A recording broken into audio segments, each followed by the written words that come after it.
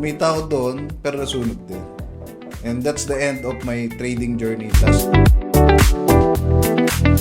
I'm Drexler Noel B. Panti, business owner about solar energy and electrical services.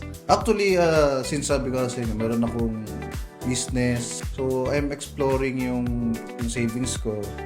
I tried Bitcoin trading last 2020. So doon ginagawa ko lang is sumasabay lang ako. So naghahanap ako ng other type of passive income. Try ako sa Bitcoin kasi ayun ang alam ko mabilis na way para kumita.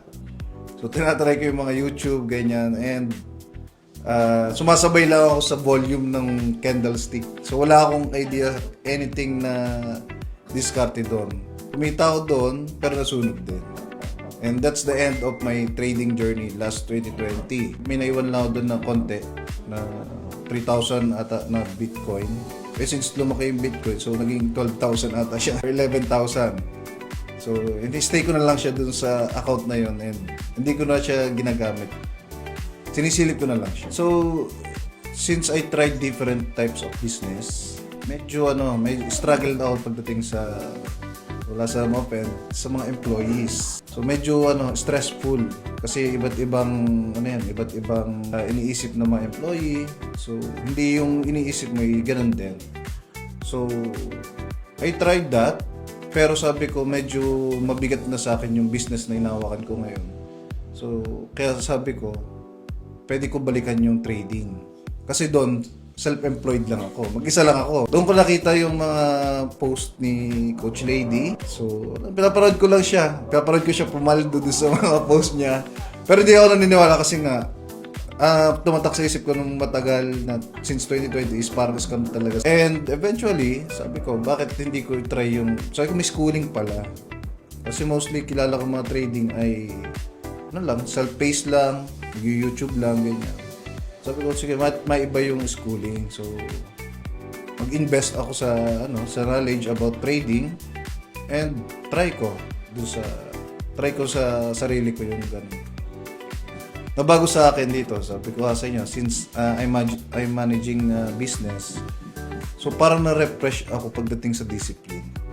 Ayun ang kumbaga, bukod sa trading, natutunan ko siya. Kumbaga may nag-refresh sa side ko pagdating sa mga decision making tsaka self-discipline. Kasi kailangan ko maging model din sa business. So na-apply ko siya ulit ngayon. So ayun yung maganda dun sa bukod sa pagtuturo sa trading.